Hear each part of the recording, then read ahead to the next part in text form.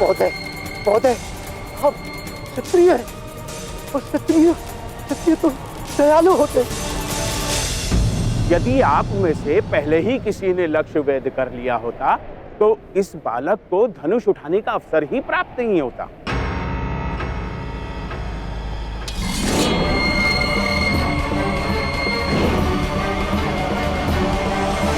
मौन रहो वरना मस्तक काट लूंगा। इस बालक को दंड देना ही होगा। नहीं नहीं नहीं, ऐसा नहीं हो सकता, ऐसा नहीं हो सकता। ये तो धनुष पूजन का मेला है। हाँ भाई, धनुष पूजन के समय रक्त नहीं बहाया जाता। इसे चेतावनी देकर जाने दीजिए।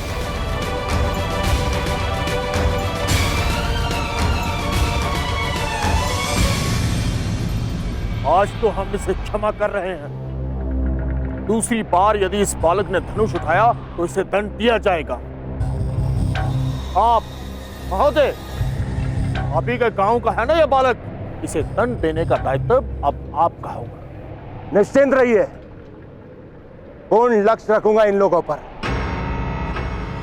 धनुष ले लो इससे। धनुष दे दो।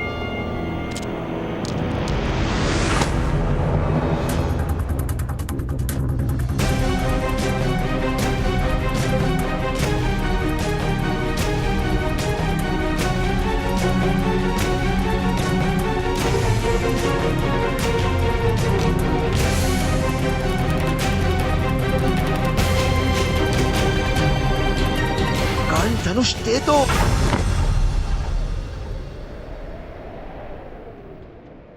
किंतु मेरा धनुष तो विजेता को तो ये धनुष मिलने वाला था ना। मौन रहो पुत्र। दूत के पुत्र को धनुष प्राप्त नहीं होता बालक।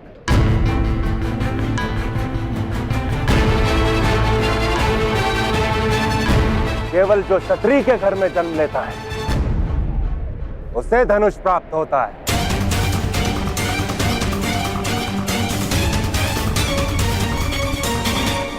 अर्थात क्षत्रियों को किसी प्रतियोगिता में विजय प्राप्त नहीं करनी होती। क्या उनका जन्म ही उनकी विजय है?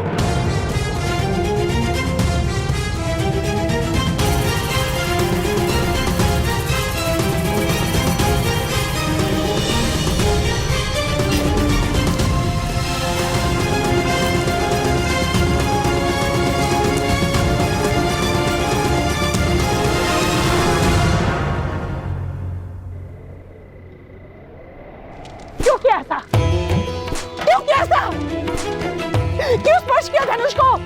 क्यों किया ऐसा?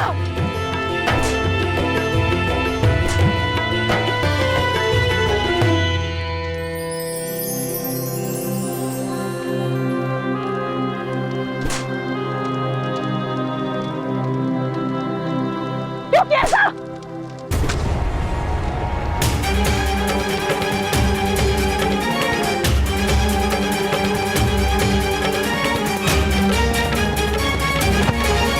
याद है,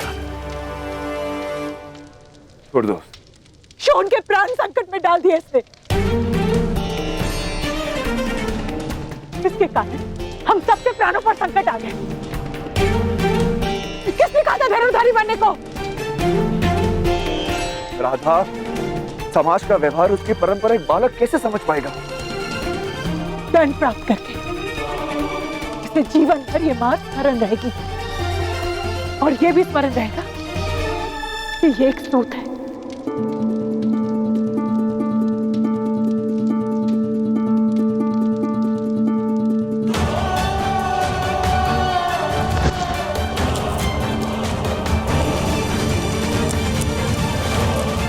आज रात भर तुम घर से बाहर खड़ी।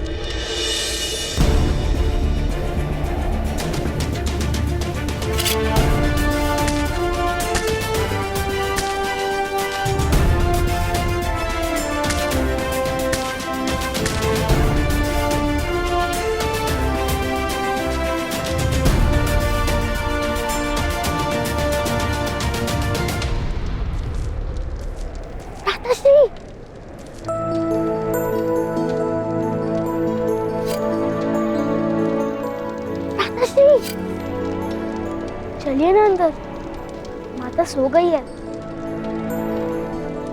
अब बुरा मत मानिए भ्राताश्री। आप हंस रहे हैं? क्या आपको पीड़ा नहीं हुई? नहीं शोन, मुझे दंड देने का संतोष माता को मिला। उस बात के विचार से मुझे आनंद आ रहा है। अब तो मुझे कस्तूरी लेने जाना ही होगा। देखा नहीं, कस्तूरी मृग का विचार भी किया तो माता ने मारा मुझे।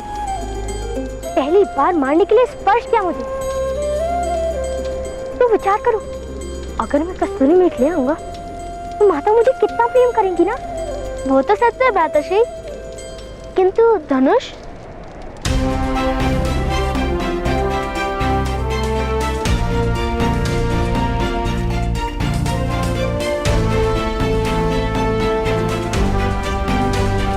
मैंने अपना धनुष निर्मित कर लिया। यदि हम क्षत्रियों का धनुष नहीं उठा सकते तो अपना मार्ग तो स्वयं निर्मित कर ही सकते हैं ना।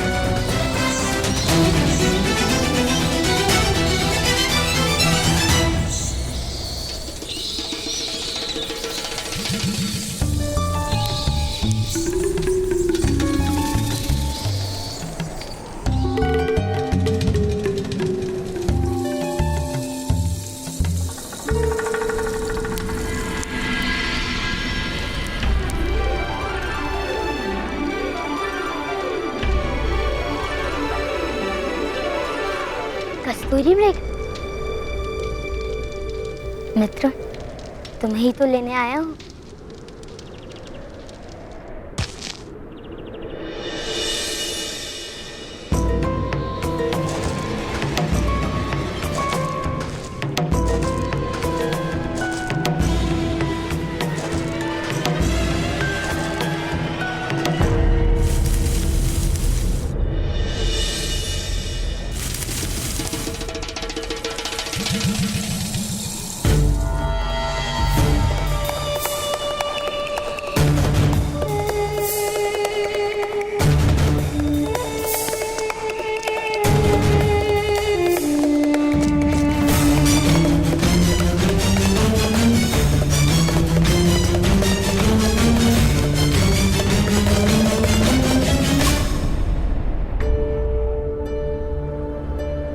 कस्तूरी मृग, मैं तुम्हें हानि नहीं पहुंचाऊंगा, वचन देता हूं।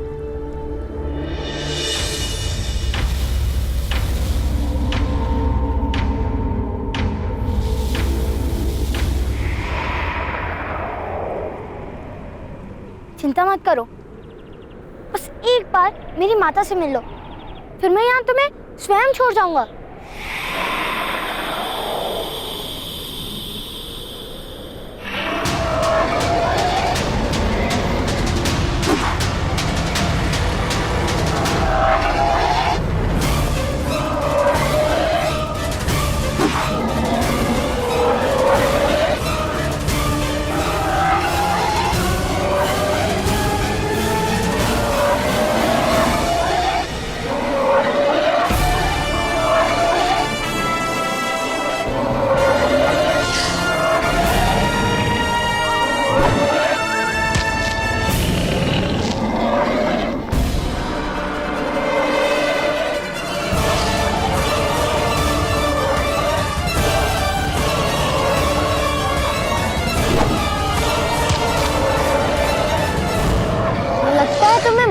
उन्हें ही पराजित करना पड़ेगा।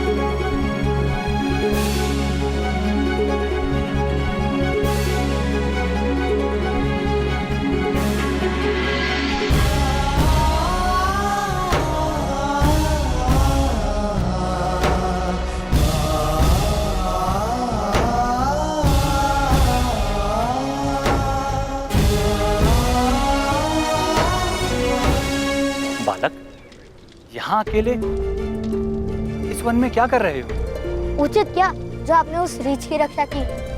मैंने रीछ की रक्षा की? हाँ, यदि आपने उसको नहीं भगाया होता तो मेरे हाथों उसकी मृत्यु हो जाती।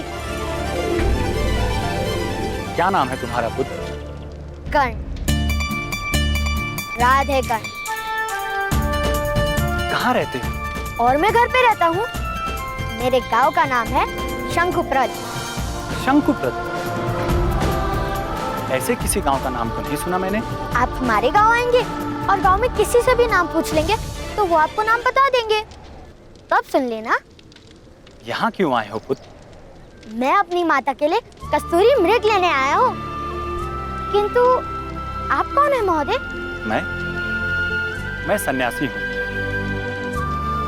यहीं निकट मेरा आश्रम है। चलो आज मेरे आश्रम में विश्राम कर लो, कल प्रातःकाल मैं तुम्हें तुम्हारे गांव छोड़ाऊंगा। किंतु मैं नहीं जा सकता। मैं माता के लिए कस्तूरी मृग लेने आया हूँ ना। आप जाइए। तो क्या रात भर अकेले इस वन में रह पाओगे बालक? मैं बालक नहीं हूँ, मैं धनुर्धारी हूँ। ये देखिए, मुझे किसी का भय नहीं। आप जाइए, मैं कस्तूरी मृग लेकर जाऊंगा। कल हम दोनों कस्तूरी मृग लेने के पश्चात तुम्हारे गांव चलेंगे।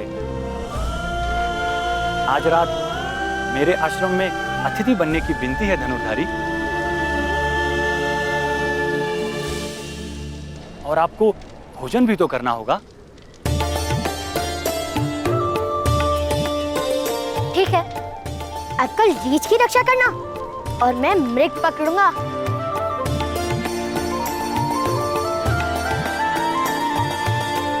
आओ चलिए पुत्र। अपने पिता से तुमने यहाँ आने की आज्ञा तो नहीं ली होगी ना पुत्र? अनुमति लेना भूल जाओ तो क्षमा मांग लो, ऐसा मेरे ताऊश्री कहते हैं। तो क्या उन्हें चिंता नहीं होगी पुत्र? मेरे पिताश्री को चिंता नहीं होगी। वो जानते हैं कि मैं महान धनुर्धारी हूँ।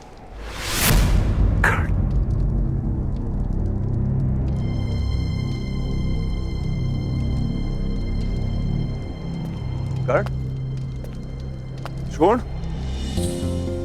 राधा, राधा, राधाश्री, राधाश्री, राधाश्री। क्या हुआ? कर्ण शोण कहाँ है? राधा, मैं जरा पीछे देख के आता हूँ। कर्ण, कर्ण, शोण कहाँ है? मुझे नहीं मालूम। शोण मंदिर जाने की हट कर रहा था और कर्ण कहाँ है मैं नहीं जानती। नहीं जानती? अर्थात कर्ण और शोण साथ में ही रहते हैं, तो शोण अकेला मंदिर क्यों गया? कर्ण उसके साथ क्यों नहीं है? मेरे पुत्र पर क्रोध क्यों कर रहे हैं? कर्ण यदि कहीं गया है तो किसी को बताकर क्यों नहीं गया? वो ये पर मुझे लगता है कर्ण राधा के लिए कस्तूरी मृग लाने गया है। क्या? सोन कहाँ है? मंदिर में।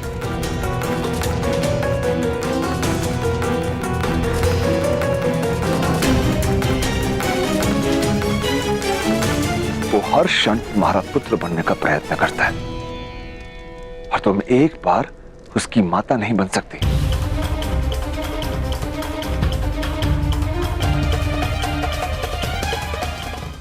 वो हर क्षण तुम्हारा पुत्र बनने का प्रयत्न करता है और तुम एक बार उसकी माता नहीं बन सकती।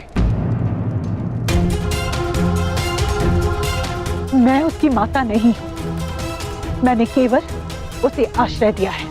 यदि तुम उसकी माता नहीं तो तुम्हारा शोण की माता होना केवल एक छल है और शोण का हित भी इसी में है। तुम कर्ण की माता बन जाओ। मैं उसकी माता नहीं हूं आर्य। यदि उसे माता का प्रेम इतना ही प्रिय है तो उतारिए स्वर्ग से उसकी माता को।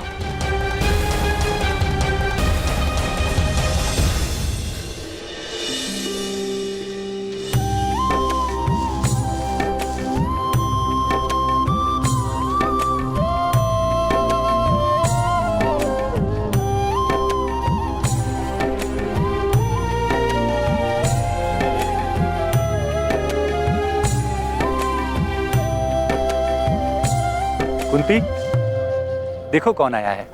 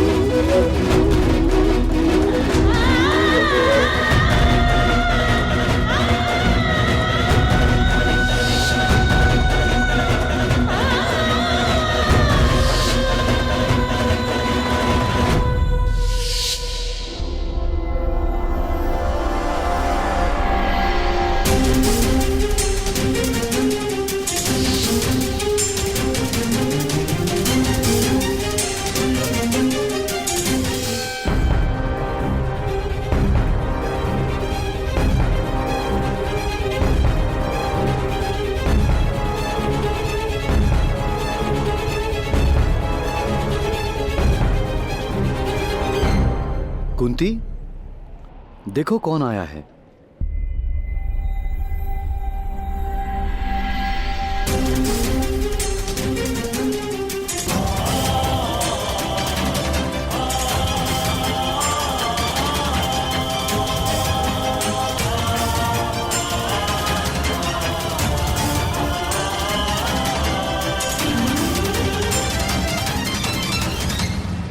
कौन है ये बालक? बालक नहीं, बहुत ही वीर धनुर्धारी है ये। कर्ण नाम है इसका। वन में कस्तूरी मृग पकड़ने आया है। मैंने इससे हमारे आश्रम में अतिथि बनने की विनती की तो मेरे साथ चला आया। और कर्ण, ये है मेरी पत्नी कुंती। प्रणिपात। आज मेरे हाथों एक रीछ की मृत्यु होने वाली थी, किंतु इन्होंने उस रीछ की रक्षा की। ये भी महान है। कहाँ रहते हो धनुधारी? उस पर्वत के पीछे एक गांव है, शंकुपत्र। मैं उधर रहता हूँ। यदि आपने नाम नहीं सुना तो इनके साथ सुन लीजिए। तुम इतनी दूर से अकेले आए हो? तुम्हारी माता ने आज्ञा दे दी तुम्हें? मैं माता के लिए ही कस्तूरी मृग लेने आया हूँ।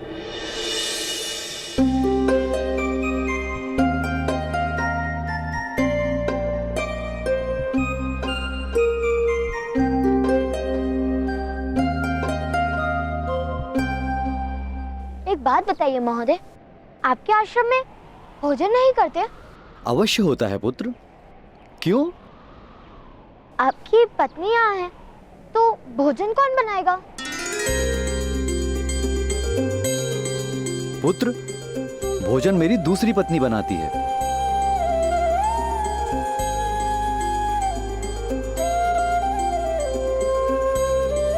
तुम्हें भूख लगी है कर्ण? नहीं, माता ने कहा है किसी के घर जाकर भूख लगी है कहना उचित नहीं। किंतु भोजन की बात इन्होंने की थी, मैंने नहीं। जब किसी के घर पे अतिथि बनकर जाओ तो भोजन मांगना उचित है। तुम हमारे साथ जल आहार करोगे। वहां पर जल है, जाकर अपने हाथ धो लो।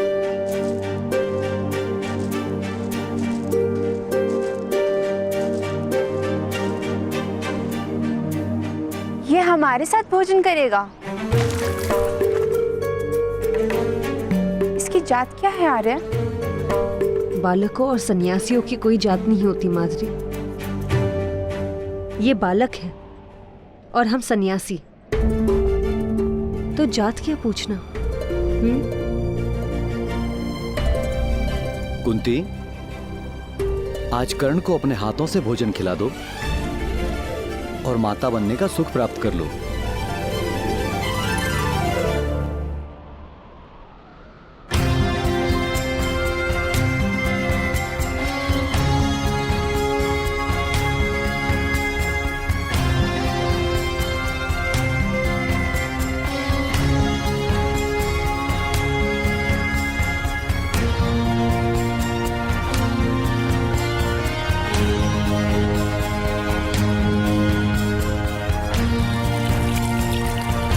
भ्राताश्री की रक्षा करना भगवान, और उन्हें शीघ्र एक कस्तूरी मेघ भी दिलाना।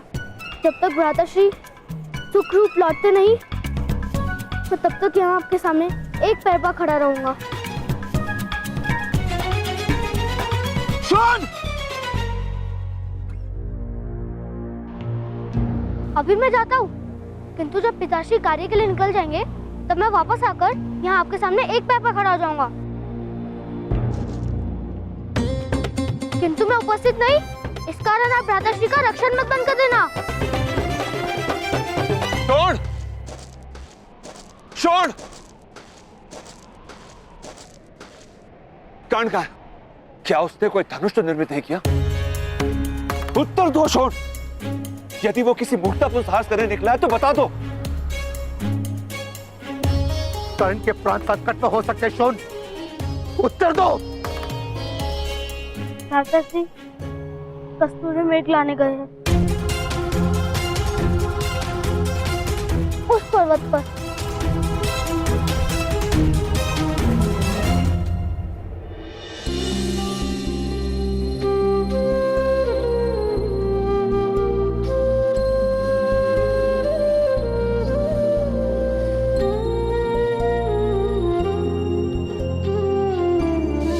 माता, मुझे भी अपने हाथों से भोजन कराओ। कोई आवश्यकता नहीं है। दोनों 9 वर्ष के तो हो गए हो, गुरुकुल जाने का समय निकट है। मैं बड़ा हो गया हूँ ना, अपने हाथों से भोजन करता हूँ।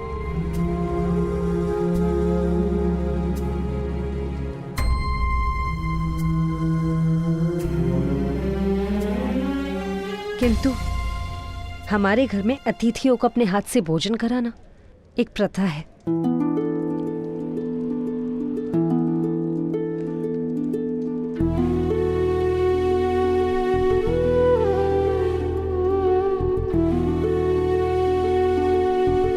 खा लो पुत्र।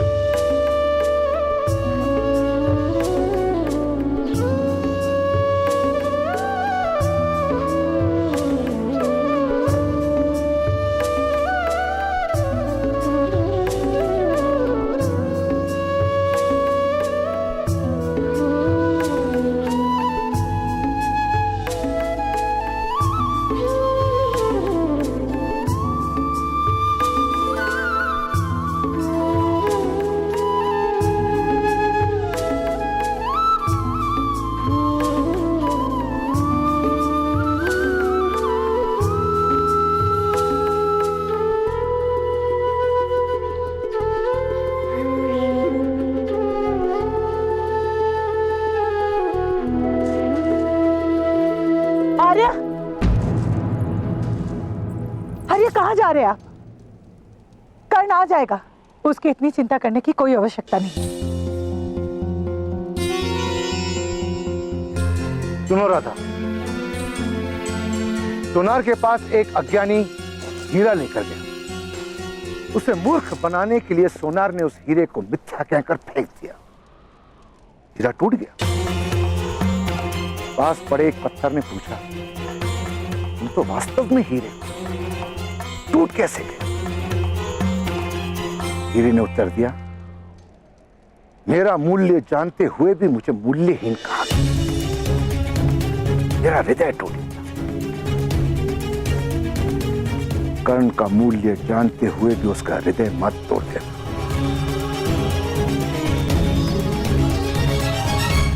अन्यथा समय तुम्हें क्षमा नहीं करेगा।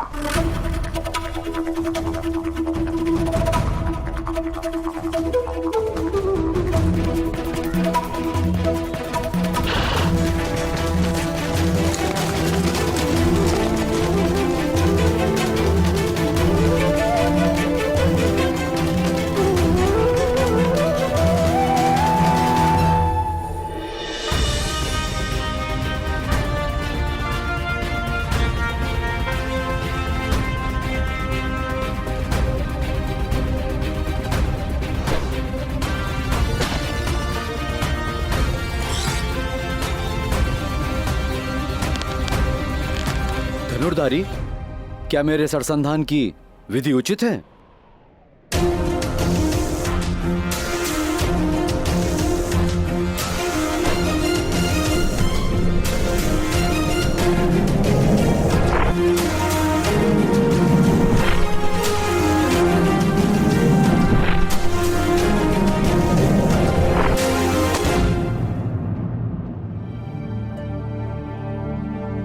तुम चेष्टा करोगे?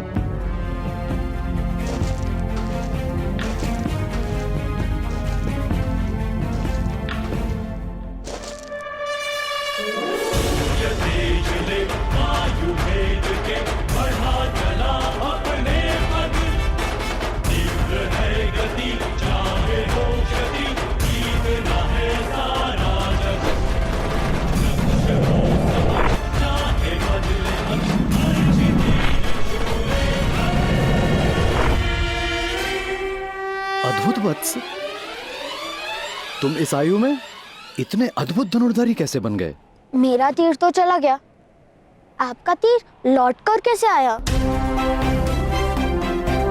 क्योंकि मैंने उसे लौटने की आज्ञा दी थी पुत्र। आपके तीर आपकी बात मानते हैं? हाँ।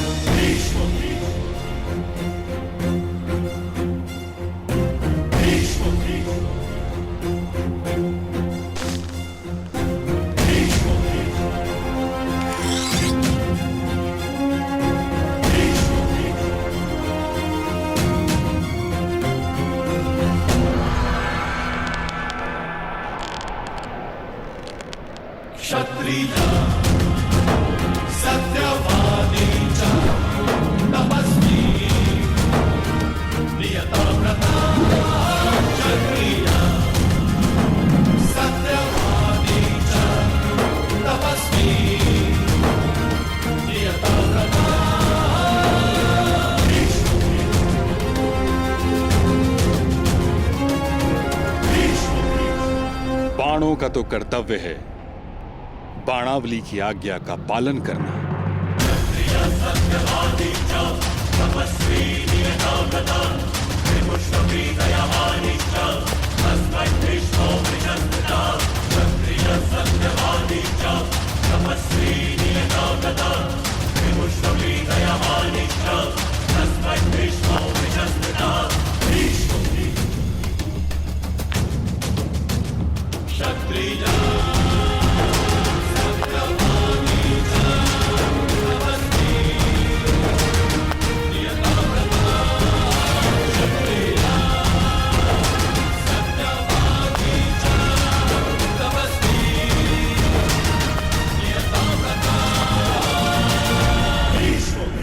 प्रणिपात ताऊश्री।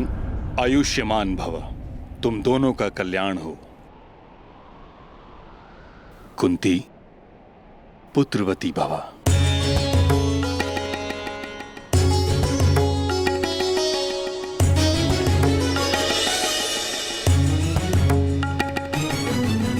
ये बालक कौन है पांडु? ताऊ अपने घर से भागकर कस्तूरी मृग पकड़ने आया है।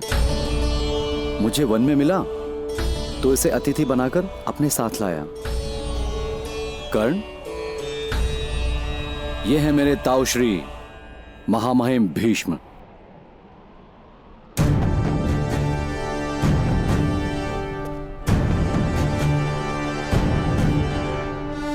प्रणिपात।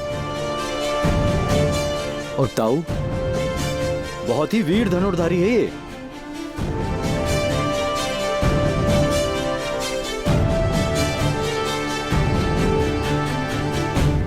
शब्द और बाण दोनों पर जब तक पूर्ण अधिकार न हो उन्हें मुक्त नहीं किया जाता। ये शिक्षा तुम्हारे पिता तुम्हें अवश्य देंगे। पिताश्री कहते हैं कि शब्द पर विचार का अंकुश होता है और अश्व पर लगाम का। बाणों के विषय में उन्होंने आज तक कुछ नहीं बताया। तुम्हारे पिता क्या कार्य करते हैं पुत्र? रथ चलाते हैं और रथ निर्मित भी करते हैं, किंतु मैं वो कार्य नहीं करूंगा। मैं तो धनुर्धारी बनूंगा।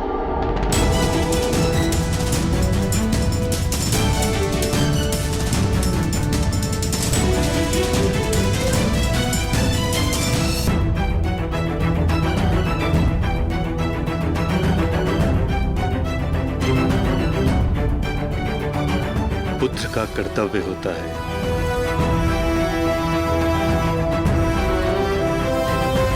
पिता के कर्मों का उत्तराधिकारी बने। कर्म में परिवर्तन कोई नहीं कर सकता। तुम सूत के पुत्र, तुम सूत के पुत्र, सूत के पुत्र, सूत के पुत्र, सूत के पुत्र, तुम्हें सूत ही बनना।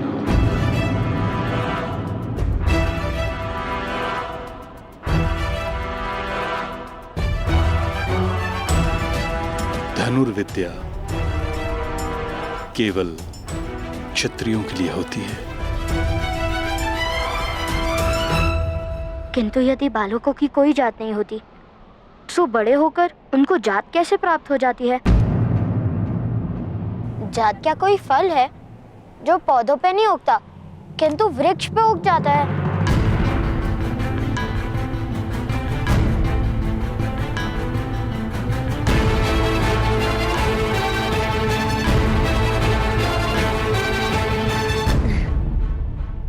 पुत्र, इतनी बुद्धि लगाओगे तो थक जाओगे। तुम्हें अपनी माताश्री के लिए कस्तूरी मृग लेने जाना है ना? मैं चलती हूँ तुम्हारे साथ। आज्ञा दीजिए ताऊश्री। आओ।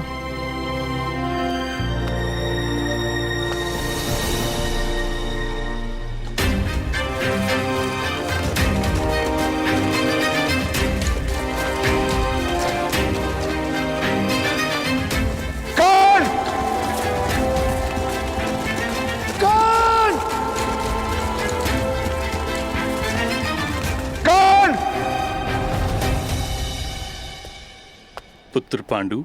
जी ताऊ। कुशल तो हो? पूर्ण संतोष है ताऊश्री। सत्ता और संपत्ति के त्याग में इतना सुख होता है, ये बात हस्तिनापुर के राजभवन में रहकर कभी न जान पाता।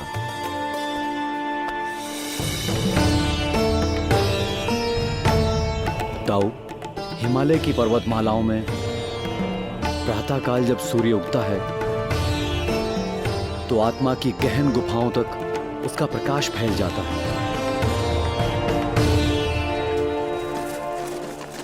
अभिरथ, वो वहां उनसे जाके पूछें। हाँ, चलो।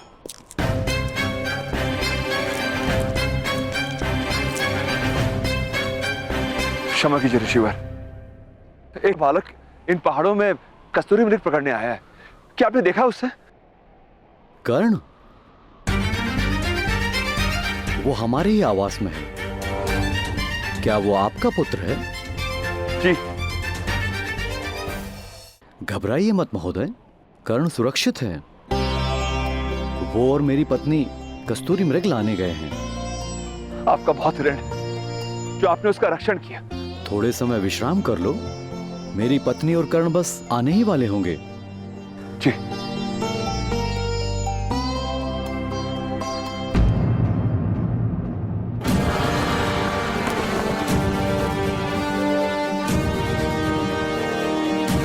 क्षमा कीजिए, किंतु ये वट वृक्ष का चिन्ह केवल एक ही मनुष्य के रथ पर शोभित होता है। क्या आप हस्तिनापुर के सेनापति महामहिम गंगा पुत्र भीष्म हैं?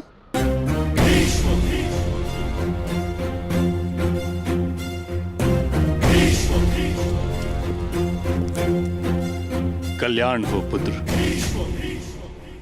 आपके शौर्य और न्याय की चर्चा पूरे आर्यवर्त में है महामुनि। आपके चरण स्पर्श करके मैं धन्य हो गया।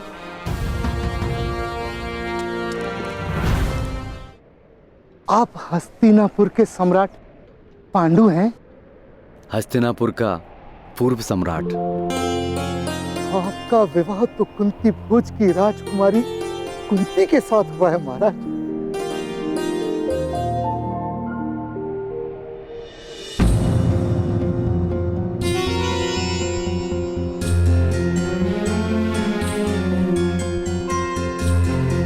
आपके विवाह के समय मैं कुंती भोज नगर नहीं था। अपना दिव्य रथ लेकर आया था मैं यहाँ।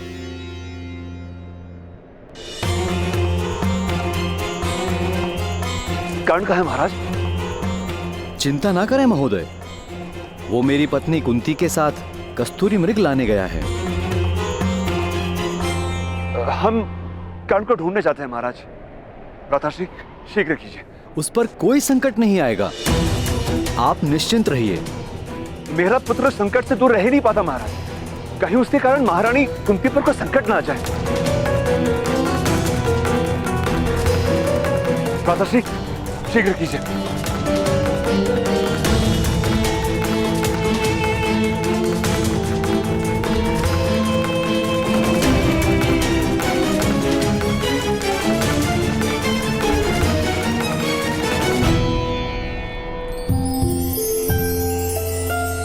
तुम्हारी माता का नाम क्या है कर्ण? राधा। और मेरा एक अनुज है शोण, वो मुझसे एक पैर से भी छोटा है। अच्छा, एक पैर से भी छोटा है? तब तो उसकी रक्षा का सारा दायित्व तुम पर होगा, है ना?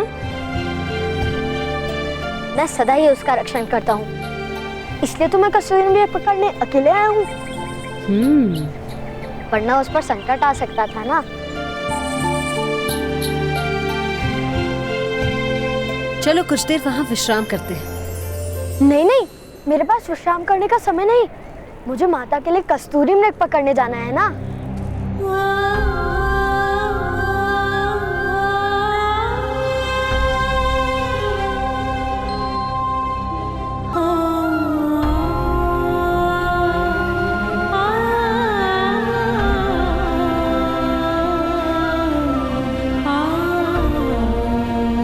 अरे, आप रुक क्यों गई? हाँ, इस समय कस्तूरी मृग भी विश्राम कर रहे होंगे। आओ कुछ देर विश्राम कर लेते हैं। कर्ण! कर्ण! कर्ण! कर्ण! कर्ण! कर्ण! एक बात बताओ, तुम इतनी दूर कस्तूरी मृग लेने क्यों आए कर्ण? अब कस्तूरी मृग इतने दूर रहते हैं तो दूर ही आना पड़ेगा ना। गाँव के पास ढूंढता तो कस्तूरी मृग के स्थान पे चूहे प्राप्त होते। चूहे? हमारे घर में बहुत चूहे आते हैं। चूहे के नाभि से कस्तूरी क्यों नहीं निकलती? आ जाओ, आओ। क्योंकि ईश्वर ने कस्तूरी केवल एक ही मृग को दिया है। किंतु आपके ताऊश्री कहते हैं कि धनुर्विद्या केवल क्षत्रियों को ही दी है ईश्वर ने। हाँ, ऐसा शास्त्र में कहते हैं। चूहे और मृग के रंग और आकार में भेद है, किंतु मेरे और उनके रंग और आकार में भेद नहीं। तो ईश्वर को क्षत्रिय क्यों प्रिय है? क्योंकि ईश्वर का निर्माण है, समाज का नियम है। समाज? समाज क्या होता है?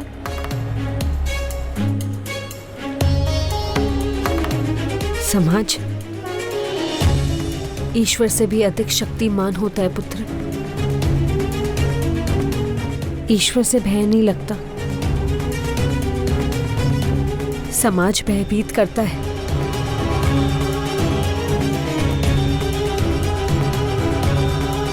अब निद्रा करो। अच्छा, तुम्हें तुम्हारी माता के बिना निद्रा आएगी?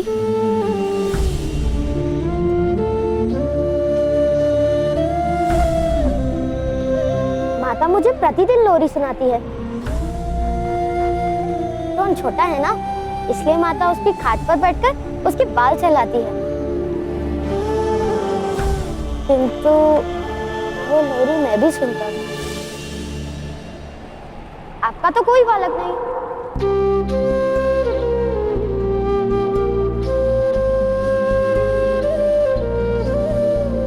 आपको तो लोरी नहीं आती होगी। लोरी अपने बालपन में मैंने भी अपने माता के मुख से सुनी है कर्ण। सुमधुर है? यदि सुमधुर नहीं है तो मत सुनाना। मुझे प्रिय थी। तुम आंखें बंद करो, मैं सुनाती हूँ।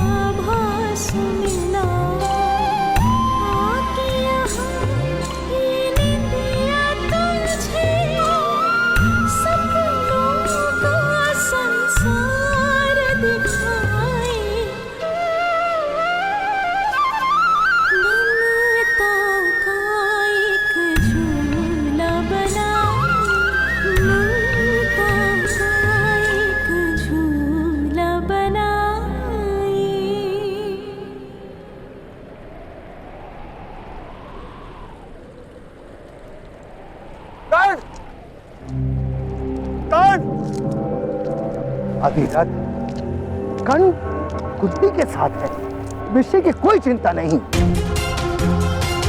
माताश्री महारानी कुंती के साथ है, यही चिंता का विषय है। कहीं कर्ण के कारण उन्हें कोई हानि ना।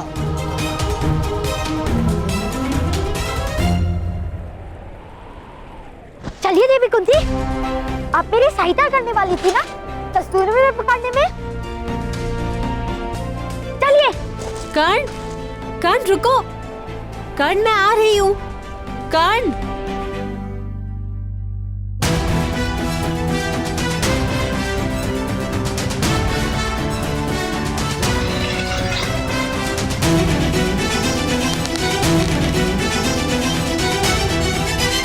कर्ण।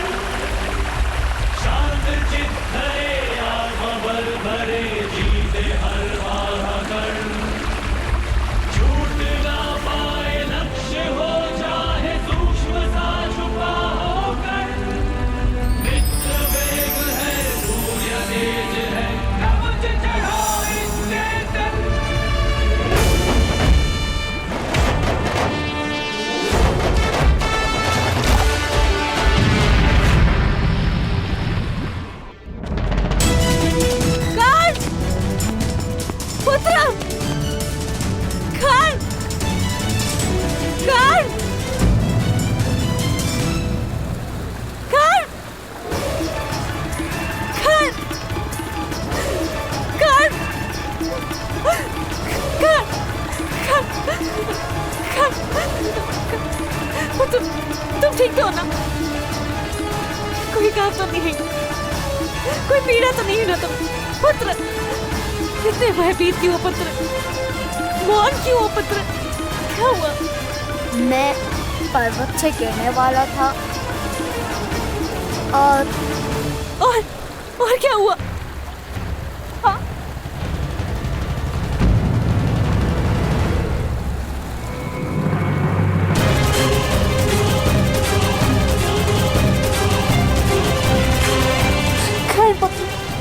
तुम मौन क्यों? क्या हुआ?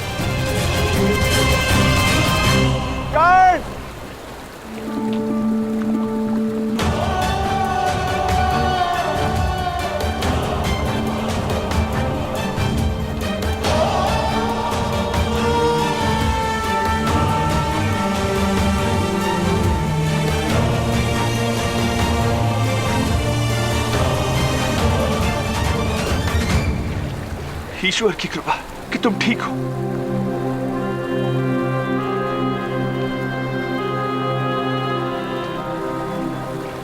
अधीरज सुषेण,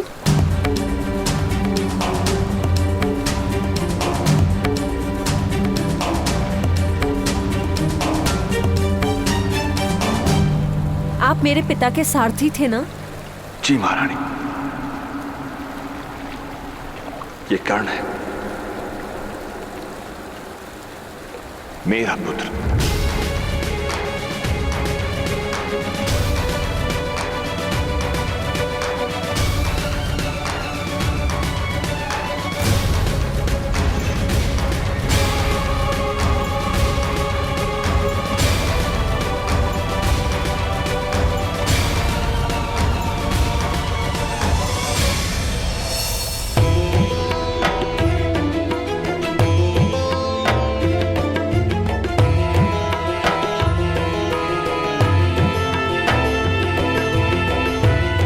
ऐसी कौन सी बात है जो महामहिम भीष्म को चिंतित कर रही है?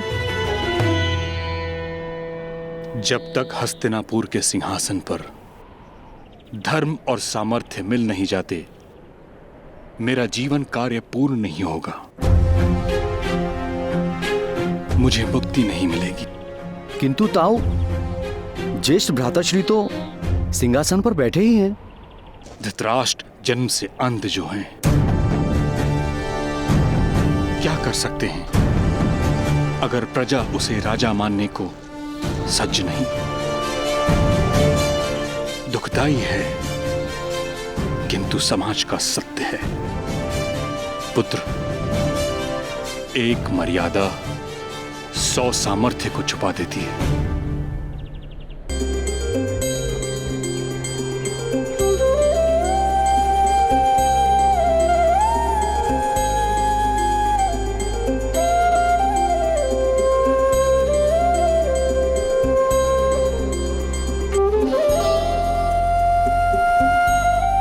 अधिरथ महोदय, कुछ क्षण कर्ण को विश्राम कर लेने दीजिए।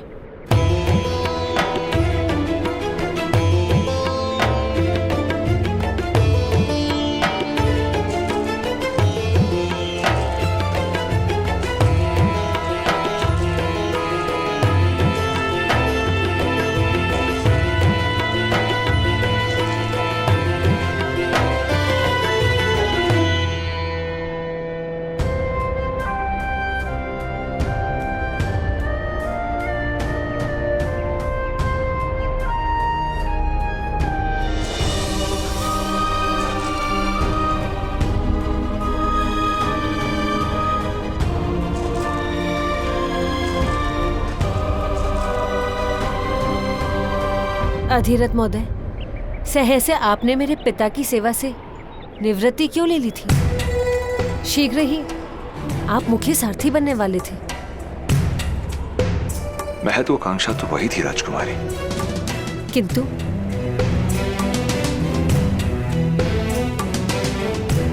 कर्ण का रक्षण केवल हिमालय की जड़ी बूटियों और दिव्य औषधियों से ही संभव था। राजकुमारी, मनुष्य मानता है कि जीवन का मार्ग सदा के लिए सीधा और सरल चलता रहेगा, किंतु एक घटना उस मार्ग को सदा के लिए मोड़ देती है।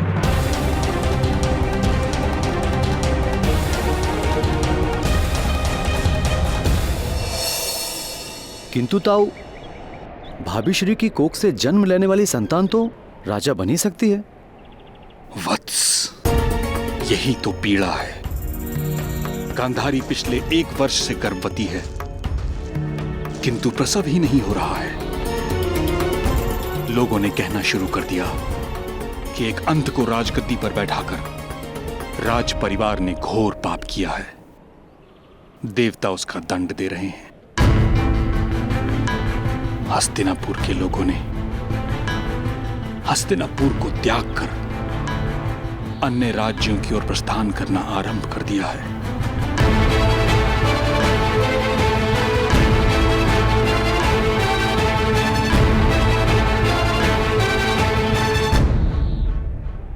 वत्स,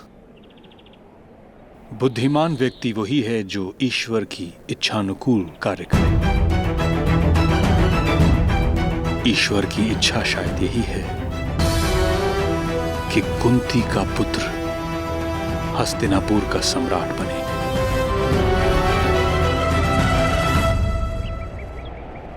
आपका पुत्र बहुत तेजस्वी है। ऐसा बालक तो किसी महान राज्य का सम्राट हो सकता था।